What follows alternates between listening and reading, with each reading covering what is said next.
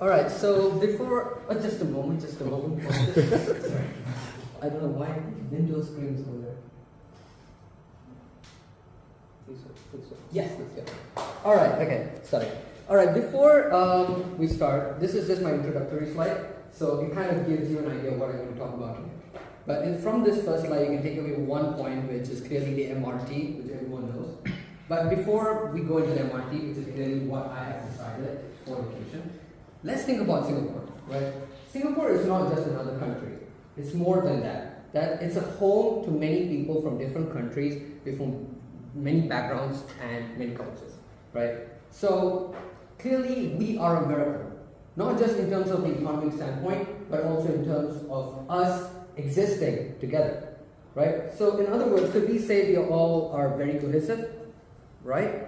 Well, whether we are saying that or not, the entire Southeast Asia is saying that, because according to a study made recently, Singapore is the most cohesive country in the entire Southeast Asia, right? So I suppose now think about the MRT. Every day, on average, half of the Singaporean population gets onto that train, according to studies, right? So when I got onto the train, I was kind of looking forward to see this cohesiveness that everyone's talking about, right? I was expecting to see people interacting, people showing kind gestures. I suppose I was looking for a kind face. But clearly, that's not what I saw. You know, and I know that's not what I saw, right? I saw more of a cold, dull, uninteractive, people just glued to their phones kind of an environment, right? So, well, the entire world is saying we are the most cohesive country, or at least Southeast Asia saying that. What are we Singaporeans saying about ourselves, right? So that is why I went into 3 sources over here. So you see, the IPS director from our country says the average number of close friends for every Singaporean has shrunken over the years. The second one is from Reddit. The Singaporean says that people are generally cold and unfriendly.